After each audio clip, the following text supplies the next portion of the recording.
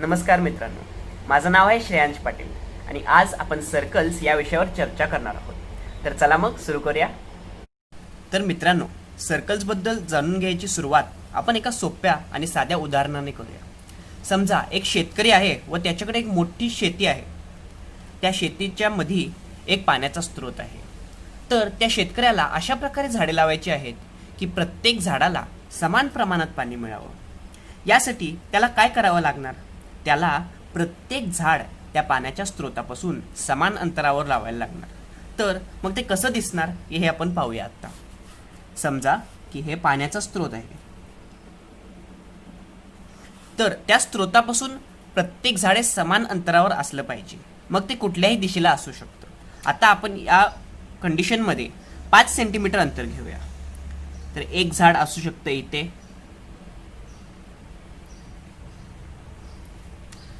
दुसरं झाड इथे,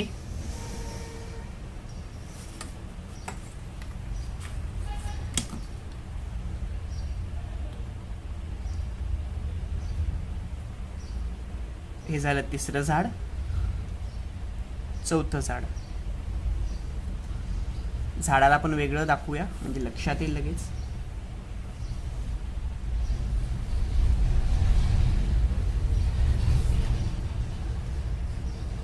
असंच जर तो प्रत्येक पॉइंटवर जो 5 तर मित्रांनो, असंच जर तो शेतकरी प्रत्येक पॉइंट जो त्या पाण्याच्या स्रोतापासून 5 मीटर अंतरावर आहे त्या पॉइंटवर जर झाड लावत गेला तर आपल्या लक्षात येईल की ते झाडांचा जो आकार तयार करतो, जे झाडं मिळून ते जो आकार तयार करतात तो दुसरा कुठला नसून सर्कलच आहे. तर मग सर्कलबद्दल एवढ्या जाणल्यावर चला त्याच्याबद्दल आणखी काही जाणूया. तर मित्रांनो, सर्कल्सबद्दल आणखी जाणून घ्यायच्या आधी आपल्याला सर्कल म्हणजे काय, त्याच्या काही कॉम्पोनंट्सबद्दलची माहिती देखील घ्यायला लागणार.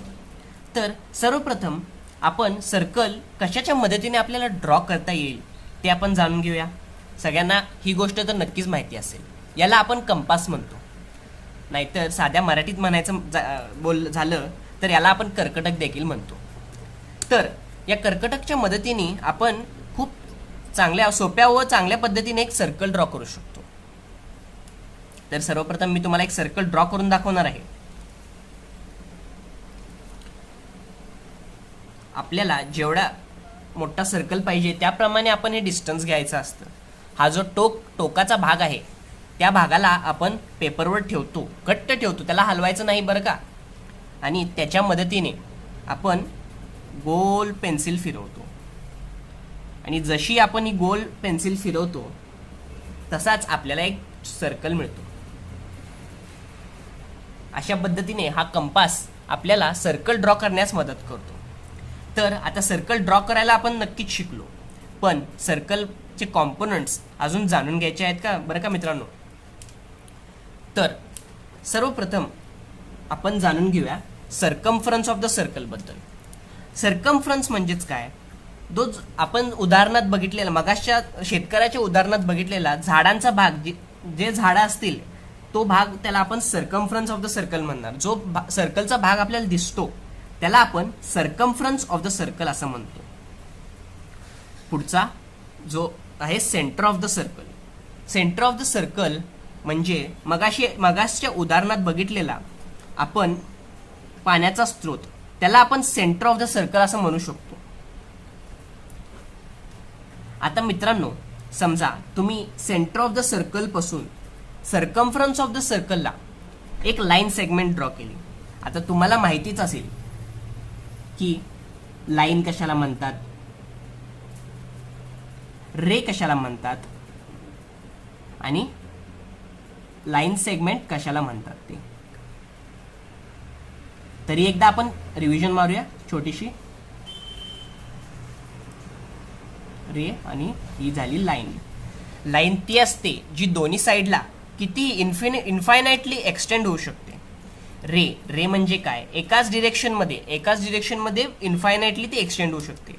आणि लाईन सेगमेंट म्हणजे जी कुठेही एक्सटेंड होत नाही, जेवढं दिलंय तेवढंच त्याचं डिस्टन्स असणार. तर मग आपण जिथं होतो की रेडियस ऑफ द सर्कल म्हणजेच काय? एक लाईन सेगमेंट जी सेंटर ऑफ द सर्कल आणि सर्कम्फरन्स वरील एक पॉइंट जॉईन करते. तर मग त्याचप्रमाणे समजा तुम्ही सर्कम्फरन्सवर 2 पॉइंट घेतले आणि त्या 2 पॉइंट्सला आता अजून एका लाईन सेगमेंटच्या मदतीने जॉईन केलं. मी ते तुम्हाला करून दाखवतो. 2 पॉइंट घेतले आणि त्या 2 पॉइंट्सला एका लाईन सेगमेंटच्या मदतीने तुम्ही जॉईन केलेलं आहे. जेव्हा तुम्ही हे करता, जी लाईन सेगमेंट तयार होते सर्कलच्या आतमध्ये तिला कॉर्ड ऑफ द सर्कल असं म्हणतात. जी लाईन सेगमेंट एका सर्कलच्या सर्कम्फरन्स वरील 2 पॉइंट्सना जॉईन करते त्याला कॉर्ड ऑफ द सर्कल असं म्हणतात.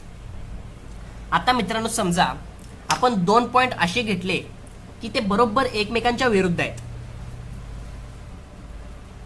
त्यावेळेस जो कॉर्ड आपण ड्रॉ करू, म्हणजे जी लाईन सेगमेंट त्या 2 पॉइंटला जॉईन करणारी कॉर्ड जो आपण ड्रॉ करू तो नक्कीच त्या सर्कलच्या सेंटरमधून पास होणार. आणि अशा कॉर्डला जी त्या सर्कलच्या सेंटरमधून पास होते त्याला आपण डायमीटर असं म्हणतो.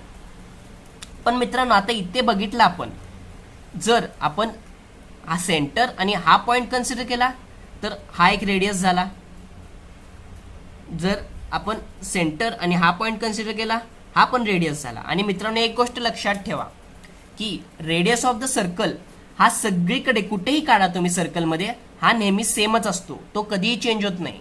कारण की आपण उदाहरणात बघितलं होतं की समान अंतरावर ठेवलं सर्व झाडं. समजा इथे एक उदाहरणात बघितलं शेतकऱ्याची की इथे एक झाड पाहिजे आपल्याला, इथे एक झाड पाहिजे. जर असं असलं समान अंतरावर असतील तरच त्यांना समान पाणी मिळणार, नाहीतर समान पाणी मिळणं शक्य नाही. तर रेडियसला समजा आपण आर धरलं रेडियस ऑफ द सर्कलला, तर मग डायमीटरला आपण काय लिहू शकतो? Diameter is equal to radius plus radius. म्हणजेच काय? Diameter is equal to 2 times of radius. Okay, तर आपल्याला आता डायमीटर आणि रेडियस यांच्यातले रिलेशन कळायला आहे. तर अजून एकदा आपण जाणून घेऊया हे सगळं काय आहे. सर्कल काढायला नेहमी आपण कंपासचा वापर करतो कारण की त्याने सर्कल चांगल्या प्रकारे निघतो. हा झाला सर्कम्फरन्स ऑफ द सर्कल, जो बाहेरचा दिसणारा भाग आहे, झाडांचा भाग आपण उदाहरणात बघितलं होतं, तो भाग आहे सर्कम्फरन्स ऑफ द सर्कल. जो मधला भाग आहे, middle point of the circle आहे, म्हणजेच पाण्याचा स्रोत आहे, त्याला आपण सेंटर ऑफ द सर्कल असं म्हणतो. आणि जर या सेंटर ऑफ द सर्कल ते सर्कम्फरन्स ऑफ द सर्कल एक लाईन सेगमेंट ड्रॉ केली आपण, लाईन नाही मित्रांनो, लक्षात घ्या, लाईन सेगमेंट यात खूप फरक आहे. तर लाईन सेगमेंट ड्रॉ केली तर त्या लाईन सेगमेंटला आपण रेडियस म्हणतो. आणि त्याचप्रमाणे जर सर्कम्फरन्सवरील, नुसत्या सर्कम्फरन्सवरील, आपण दुसरे काही बोलत नाहीये की सर्कम्फरन्सवरील 2 पॉइंट्सला आपण जर एका लाईन सेगमेंटच्या मदतीने जोडलं तर त्याला आपण कॉर्ड ऑफ द सर्कल असं म्हणतो. पण जर ही कॉर्ड ऑफ द सर्कल आहे ती जर सर्कलच्या सेंटरमधून पास होत असेल, सेंटर मध्य भागातून पास होत असेल तर त्याच कॉर्डला आपण डायमीटर देखील म्हणू शकतो. आता मित्रांनो, इथे लक्ष द्या की जर समजा आपण इथे एक कॉर्ड काढली, इथे एक कॉर्ड काढली, असे आपण भरपूर कॉर्ड काढत गेलो तरी पण सगळ्यात मोठी कॉर्ड कुठली असणार सर्कल मधली? जी सेंटरमधनं पास होणार. म्हणजेच आपण काय म्हणू शकतो? डायमीटर इज लॉंगेस्ट कॉर्ड असं आपण म्हणू शकतो, बरोबर? कारण की डायमीटर आपल्याला कळालं आहे की डायमीटर एक कॉर्ड आहे. आणि लॉंगेस्ट का? कारण की सेंटर ऑफ द सर्कल मधनं काढतोय आपण. आता दुसऱ्या कुठल्याही पॉइंटवर काढलं तर आपल्याला लॉंगेस्ट कॉर्ड मिळत नाही. जर आपण डिस्टन्स मेजर केलं तर आपल्या लक्षात येईल की डायमीटर हीच सगळ्यात मोठी कॉर्ड असते. आणि diameter is a cord, is a cord. पण आता समजा तुम्ही या कॉर्डला कन्सिडर केलं तर त्या कॉर्डला तुम्ही डायमीटर म्हणू शकत नाही. डायमीटरला तुम्ही कॉर्ड म्हणू शकता पण कॉर्डला डायमीटर नाही. ही एक नेहमीच लक्षात राहिलं पाहिजे तुमच्या की diameter is a chord but chord is not a diameter. Diameter म्हणजे डायमीटर हे कॉर्ड असते पण कॉर्ड असते ती डायमीटर नसते.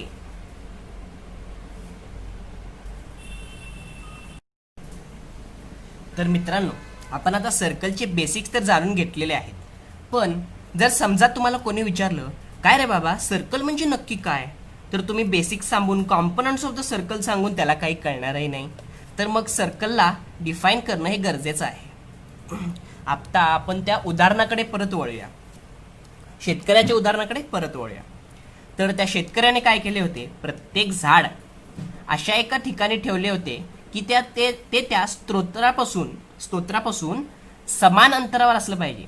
आता समजा की ते झाड 5 मीटर अंतरावर ठेवले तर प्रत्येक झाड तो शेतकरी जो ठेवणार ते त्या स्तोत्रापासून 5 मीटर अंतरावरच असणार. कुठलंही झाड असलं तरी ते 5 मीटर अंतरावरच असणार.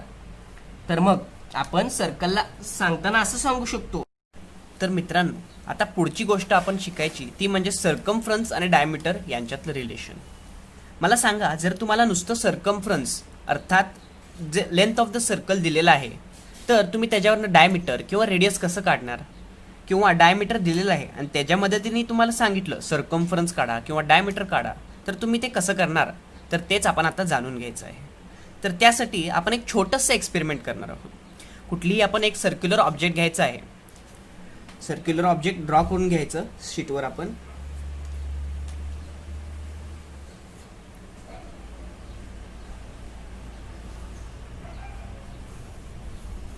तर आपण एक सर्कल काढून घेतला आहे त्या सर्क्युलर ऑब्जेक्टच्या मदतीने. तर मग आता विचार केला आपण की सर्कम्फरन्सचं लेंथ कशी काढावी आपण, तर त्यासाठी एक थ्रेड वापरायचा आहे आपल्याला. हा थ्रेड आपण या सर्क्युलर ऑब्जेक्टच्या भोवती गुंडाळणार आहोत. गुंडाळल्यावर आपल्याला एक इंटरसेक्शन पॉईंट मिळेल थ्रेडच्या स्टार्टिंग आणि एका कुठल्या तर पॉईंटवर. तर त्या पॉईंटच्या मदतीने आपल्याला त्या सर्कलची लेंथ काढायची, स्केल घेऊन काढायची आहे मित्रांनो. ही नक्कीच ॲक्युरेट नसणार पण यातून आपल्याला ॲप्रॉक्सिमेट एक लेंथ मिळू शकते. आणि इथे या सर्कलची लेंथ म्हणजेच सर्कम्फरन्स आपल्याला मिळाले आहे 27 सेंटीमीटर. आता स्केलच्या मदतीने आपण त्याचा डायमीटर काढायचा प्रयत्न करूया. ही पण ॲप्रॉक्सिमेट आपण घेऊया आत्तापुरतं, कारण की आपल्याला सेंटर ऑफ द सर्कल माहीत नाही. कारण की डायमीटर म्हणजेच काय, the chord which passes through centre of the circle. तर जर ॲप्रॉक्सिमेट डायमीटर कसं ओळखणार तुम्ही, तर ते सगळ्यात लॉंगेस्ट असायला पाहिजे. तर ॲप्रॉक्सिमेट आपल्याला इथे 8.5 सेंटीमीटर डायमीटर मिळत आहे या सर्कलचं. आता मी इथे एक थर्ड कॉलम लिहिलेला आहे, सर्कम्फरन्स बाय डायमीटरचा रेशिओ. तर या केसमध्ये किती येणार तो 27/8.5 म्हणजेच ॲप्रॉक्सिमेट आपल्याला 3.17 असा रेशिओ मिळणार आहे त्या दोन्हीचा. तर तसंच आपण अजून एक एक्झाम्पल घेऊया. हा छोटा सर्कल घेऊया, याच्या मदतीने एक सर्कल काढूया आपण.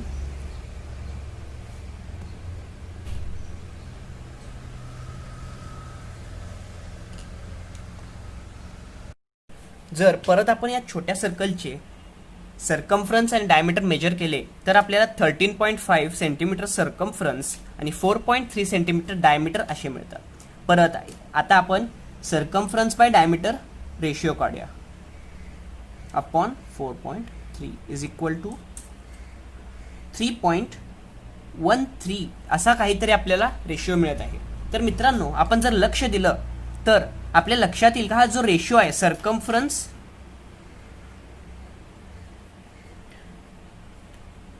बाय डायमीटरचा जो रेशिओ मिळतो आपल्याला,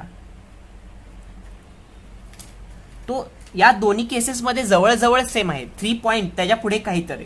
तर मग असंच ग्रीक लेटर आहे जो आपल्या त्या रेशिओला डिफाईन करतो, अर्थात त्याला म्हणतात पाय. पायची व्हॅल्यू आहे 22/7 और 3.14.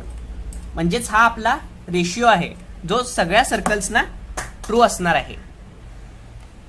आपण कुठलाही सर्कल घेतला तरी त्याच्या सर्कम्फरन्स आणि डायमीटर यांचा रेशिओ 3.14 म्हणजेच पाय असणार आहे. म्हणून आपण लिहू शकतो की circumference of circle by diameter of circle is equal to pi मिळणार आहे आपल्याला. आपण लिहू शकतो. तर मगाशी आपण बघितलं की सर्कम्फरन्सला आपण सी म्हणून डिनोट करतो, अपॉन डायमीटरला डी म्हणून डिनोट करतो आणि त्यांची व्हॅल्यू आहे पाय. तर मगाशी आपण पाहिलं होतं की diameter is equal to 2 into radius, बरोबर. तर मग आपण या डायमीटरच्या ऐवजी 2 इंटू रेडियस पण लिहू शकतो. म्हणजे circumference by 2 into radius is equal to pi असंही देखील आपण लिहू शकतो. म्हणजेच आपल्याला काय मिळालं तर सर्कम्फरन्स आणि डायमीटरचा रिलेशन मिळाला, परत सर्कम्फरन्स आणि रेडियसचा देखील रिलेशन मिळाला. ह्यालाच आपण असं लिहू शकतो, circumference is equal to pi into D किंवा circumference is equal to pi into 2r. म्हणजेच सर्कम्फरन्स इज इक्वल टू 2 पाय r. असे दोन फॉर्म्युले आपल्याला आहेत. एक आहे सर्कम्फरन्स आणि डायमीटर रिलेशनशिप आणि दुसरा आहे सर्कम्फरन्स आणि रेडियस यांचा रिलेशनचा. तर मित्रांनो, आपल्याला आता फॉर्म्युला माहित आहे सर्कम्फरन्स आणि डायमीटर, सर्कम्फरन्स आणि रेडियस यांच्या रिलेशनचा. चला आपण आता काही सम्स किंवा प्रॉब्लेम सोडवायचा प्रयत्न करूया. तर पहिला प्रॉब्लेम आहे, the diameter of a circle is 14 centimetre. D अर्थात diameter is equal to 14 centimetre सांगितलेलं आहे. Find its circumference. तर मग मित्रांनो, आपल्याला माहित आहे की circumference is equal to pi into diameter. पायची व्हॅल्यू असू शकते 22/7 किंवा और 3.14. तर या केसमध्ये कुठली व्हॅल्यू आपल्याला सोपी पडेल ती आपण चेक करायची. जर क्वेश्चनमध्ये दिलं नसेल की पायची व्हॅल्यू 22/7 घ्या किंवा पायची व्हॅल्यू 3.14 घ्या, तर तुम्हाला जी सोपी वाटेल ती तुम्ही घेऊ शकता. आन्सर तुम्हाला शेवटी तेच मिळणार आहे. तर या कंडिशनमध्ये आपण 22/7 घेऊया. तर मग circumference is equal to 22/7 into diameter आहे आपल्याकडं 14 सेंटीमीटर. मग असंच याच्या मदतीने आपण 7 1 7, 7 2 14 आणि 22 इंटू 2 म्हणजेच अर्थात there for circumference is equal to 44 centimetre असं काढू शकतो. ओके. तर नेक्स्ट एक्झाम्पल बघूया आपण. आता या कंडिशनमध्ये सर्कम्फरन्स दिलेला आहे आपल्याला. बघा इथं, the circumference of a circle is 198 centimetres. Find its radius and diameter. तर पहिल्यांदा आपल्याला काय दिलेलं आहे ते लिहून घ्यायचं आपण कधीही. गिवन आहे circumference is equal to 198 centimetres. तर त्यांनी सांगितलं आहे find its radius and diameter. आता आपल्याला सर्कम्फरन्स अँड रेडियस यांचं रिलेशन माहितीच आहे की circumference is equal to 2 pi R. म्हणजेच circumference is equal to 2 into pi into radius. तर मग या फॉर्म्युलामध्ये व्हॅल्यूज घालूया आपण. 198 इज इक्वल टू 2 इंटू या इथे पण जी व्हॅल्यू आपल्याला पायची सोपी वाटेल सोडवताना ती आपण कन्सिडर करायची. 22/7 इंटू रेडियस. तर मग सगळे व्हॅल्यूज आपण या साईडला ट्रान्सपोज केले. ट्रान्सपोज हे शिकलाच असाल तुम्ही. तर मग आपल्याला व्हॅल्यूज मिळणार.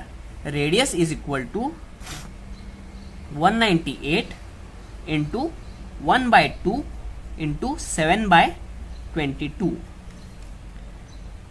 आता हे सॉल्व्ह करायला लागेल आपल्याला. 2 1 2, 2 9 18, 2 9 18, परत 11 2 22 आणि 11 9 99. फायनली आपल्याला मिळेल 9 7 63 divided by 2 is equal to 31.5 centimetre. आता आपल्याला radius is equal to 31.5 centimetre मिळालं आहे. परत आपल्याला डायमीटर काढायचं आहे. तर डायमीटर आणि रेडियस यांच्यातलं रिलेशन तर आपल्याला माहितीच आहे की diameter is equal to 2 times of radius. मग diameter is equal to 31.5 into 2 diameter is equal to 63 centimetre. अशा पद्धतीने आपल्याला हे प्रॉब्लेम सॉल्व करायचे आहेत. तर आपल्याला डायमीटर रेडियस कसं काढायचं ते देखील कळालेलं आहे. आता 2 प्रॉब्लेम्स एक्स्ट्रा लिहिलेले आहेत इथं, ते तुम्ही नोट डाऊन करून सॉल्व करण्याचा प्रयत्न करू शकता. आपण परत लास्टला हे 2 प्रॉब्लेम्स सोडवूया. पण त्याच्या आधी आपण 2 वेगळे प्रॉब्लेम्स जे नुसते सर्कम्फरन्स काढण्याच्या पुढे जातील तर तसे प्रॉब्लेम्स आपण घेऊया. तर हे आहेत आपले ते प्रॉब्लेम्स. चला तर पहिला प्रॉब्लेम बघूया आपण काय आहे. तर पहिला प्रॉब्लेम आहे the radius of a circular plot is 7.7 metres. Radius म्हणजेच काय, line segment joining the centre and circumference of the circle is called as the radius. म्हणजे radius is equal to 7.7 metres यांनी सांगितलेलं आहे क्वेश्चनमध्ये. इथे लिहून घ्यायचं, नोट डाऊन करायचं. कुठलाही पॉईंट असेल क्वेश्चनमध्ये तो कधीही नोट डाऊन करून घ्यावा. मीटर्स. ओके. सो पुढचा question, how much will it cost to fence the plot with 3 rounds of wire at the rate of 50 rupees per metre. तर त्यांनी काय सांगितलं आहे, आपल्याकडे एक सर्क्युलर प्लॉट आहे, तर आपल्याला ते वायर लावायचे आहे. त्याच्या भोवती अशी गोल वायर लावायची आहे आणि ते 3 राउंड्स लावायचे आहेत. 1, 2 आणि 3 राउंड्स लावायचे आहेत वायरच्या. तर जर वायरची रेट म्हणजे वायरची किंमत 50 रुपये पर मीटर, प्रत्येक मीटर वायर जेवढी लागेल तर त्याला 50 रुपये असतील, तर मग या 3 राउंड्स वायर लावायला किती रुपये लागतील हा त्यांचा क्वेश्चन आहे. तर सर्वात आधी आपल्याला काढायला लागेल की किती लेंथची वायर लागणार आहे आपल्याला. तर ते आपण कसं करणार, आता या वायरला आपल्याला सर्क्युलर प्लॉट भोवती म्हणजे आजूबाजूला फेन्स करायचं आहे, लावायचं आहे. म्हणजेच त्या वायरची लेंथ 1 राऊंड सांगतोय मी, 1 राऊंड ही त्या सर्क्युलर प्लॉटच्या सर्कम्फरन्सला इक्वल पाहिजे. तर आपल्या सर्कम्फरन्सचा फॉर्म्युला माहितीच आहे, रेडियसशी रिलेटेड 2πr. तर मग circumference is equal to 2 into 22/7 into radius. आता आपला रेडियस इथे दिला आहे 7.7. 7 1 7 1.1. सर्कम्फरन्स इज इक्वल टू आपल्याला मिळतं इथं 44 इंटू 1.1. म्हणजे सर्कम्फरन्स इज इक्वल टू 48.4 मिळतं आपल्याला कॅल्क्युलेट केल्यावर. 48.4 मीटर्स. मित्रांनो, युनिट्स हे नेहमी महत्त्वाचे असतात. मीटर्स आहे, सेंटीमीटर्स आहे का आपण चेक करायचे असतात.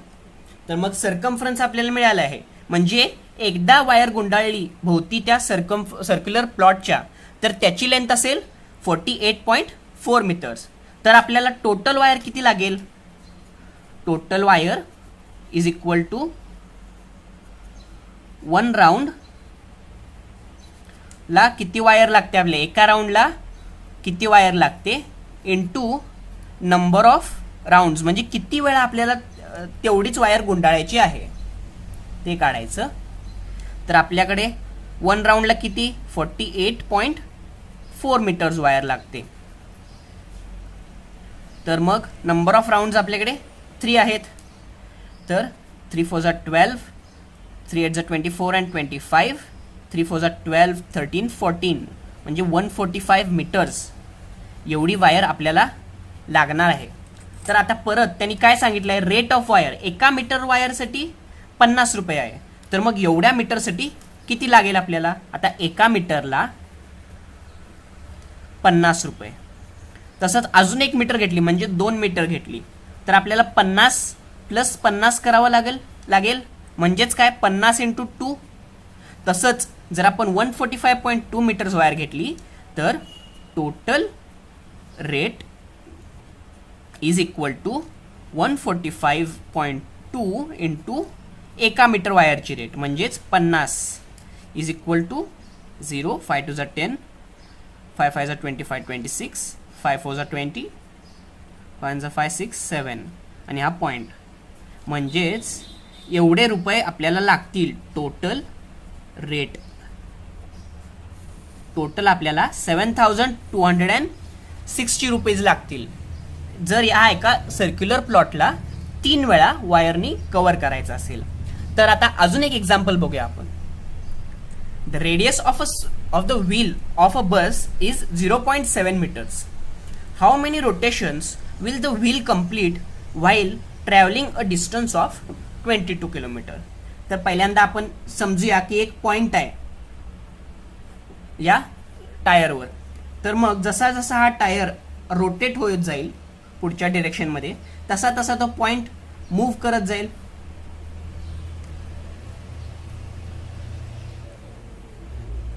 आणि जसा जसा मूव्ह करत जाईल फायनली लास्ट स्टेपला तो परत त्याच्या जागेवर येईल.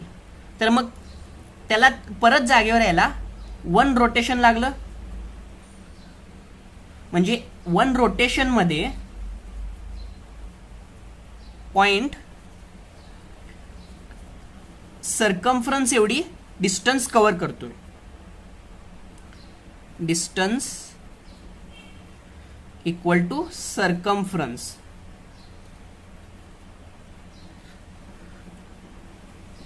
तर मग एका रोटेशन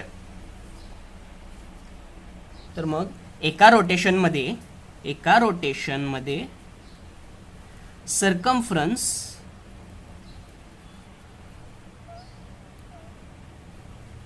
एवढा डिस्टन्स ट्रॅव्हल करते. तर किती रोटेशन्स मध्ये 22 किलोमीटर डिस्टन्स ट्रॅव्हल करणार.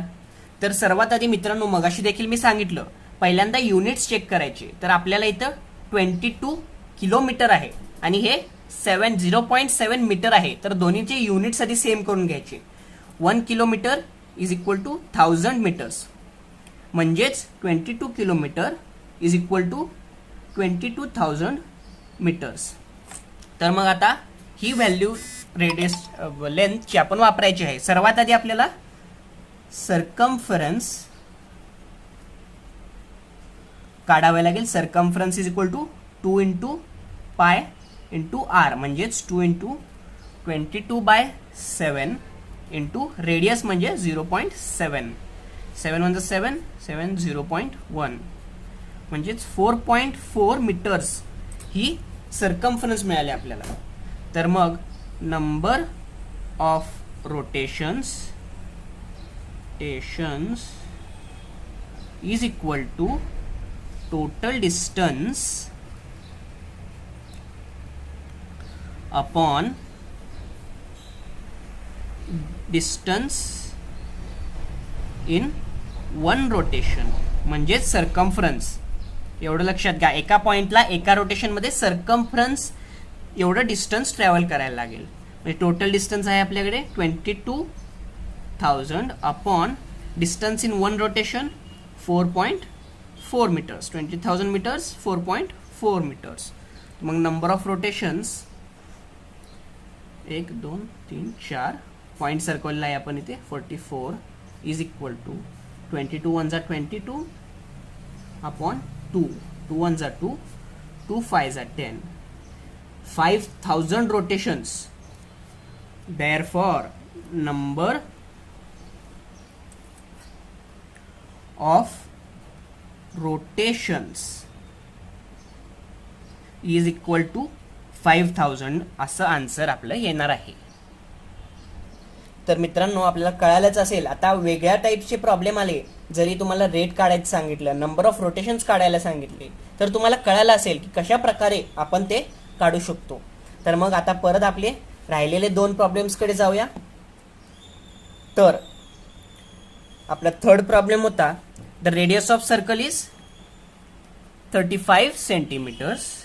Find circumference. Circumference is equal to 2 pi R. म्हणजेच circumference is equal to 2 into 22/7 into R. आता तुम्ही विचार करत असाल की मी प्रत्येक वेळी 22/7 का घेतो. मित्रांनो जेव्हा जो व्हॅल्यू तुम्हाला सुटेबल वाटेल. आता इथं आपण 7नी 35ला डिवाइड करू शकतो, म्हणून मी 22/7 घेत आहे. 2 5 10 म्हणजे 220 सेंटीमीटर्स हे सर्कम्फरन्स मिळालेलं आहे आपल्याला. तर मग आता चौथा क्वेश्चन बघूया. The circumference of a circle is 62.80 centimetres. Taking pi is equal to 3.14. आता इथं आपल्याला क्वेश्चनमध्ये व्हॅल्यू दिलेली आहे. मित्रांनो, जर आपल्याला क्वेश्चनमध्ये व्हॅल्यू दिलेली असेल तर मग तीच व्हॅल्यू आपण सॉल्व्ह करताना वापरायची. तर मग ते वापरून आपल्याला डायमीटर काढायचं आहे. तर circumference is equal to 62.80 centimetres आणि पायची व्हॅल्यू त्यांनीच क्वेश्चनमध्ये दिलेली आहे, त्यामुळे स्वतःहून घ्यायची नाही व्हॅल्यू कधीही. 1.4. सो सर्कम्फरन्स आणि डायमीटरचं रिलेशन आपल्याला माहिती आहे. Circumference is equal to pi into diameter, म्हणजेच 62.80 is equal to 3.14 into diameter. मग आपण ट्रान्सपोज वापरायची मेथड इथे परत. जर मग diameter is equal to 62.80 divided by 3.14. मग आपण याला असं देखील लिहू शकतो 6280 डिवायडेड बाय 314.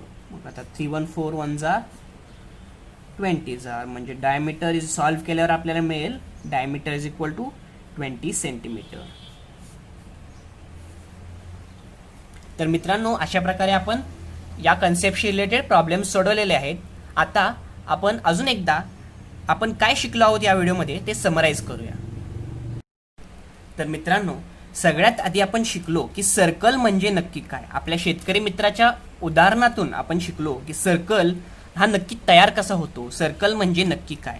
त्यानंतर आपण कॉम्पोनंट्स ऑफ सर्कल जसं की सर्कम्फरन्स म्हणजेच the visible part, that is the part of circle, जो गोल भाग असतो त्याला आपण सर्कम्फरन्स म्हणतो, हे शिकलो. मग रेडियस म्हणजेच line segment joining the centre to the circumference of the circle, असं शिकलो आपण. तर कॉर्ड, आता कॉर्ड म्हणजेच काय, सर्कम्फरन्सवर कुठलेही 2 पॉईंट्स घेतले आणि ते जर आपण एका लाईन सेगमेंटनी जोडले तर त्याला आपण कॉर्ड ऑफ द सर्कल असं म्हणतो. डायमीटर हा सर्कलचा तो कॉर्ड आहे जो त्या सर्कलच्या सेंटरमधून पास होतो. तर आपण त्याच्या सेंटरच्या मदतीने हे फाइंड आउट केले की डायमीटर आणि रेडियसमधले रिलेशन काय असते. Diameter is equal to 2 times of radius.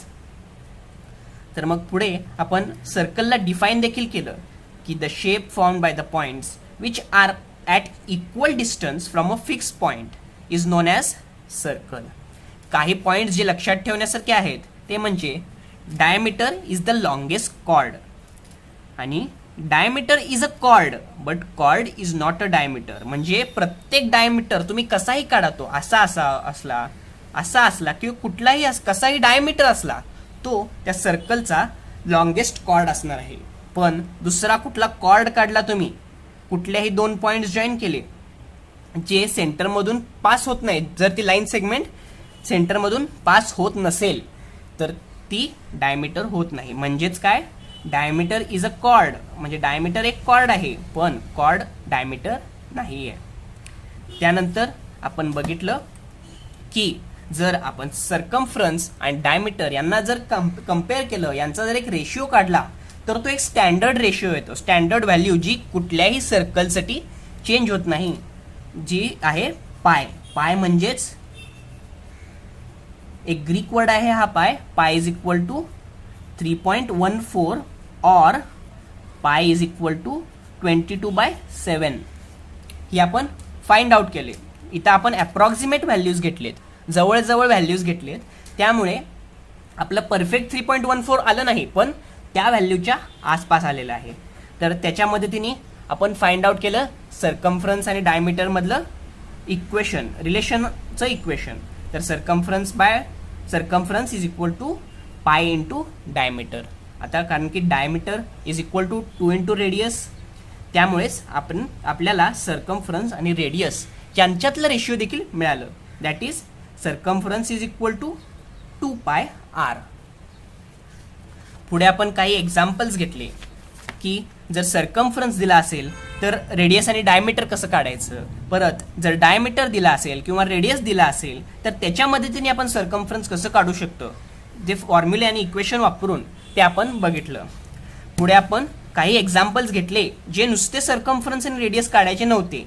तर असे काही एक्झाम्पल जर एक्झाममध्ये आले तर सर्वात आधी मित्रांनो क्वेश्चनमध्ये काय लिहिले आहे ते नीट वाचावं, पॉईंट्स लिहून घ्यावे की त्या क्वेश्चनमध्ये नक्की व्हॅल्यूज कुठल्या दिलेल्या आहेत, आपल्याला काढायचं काय आहे.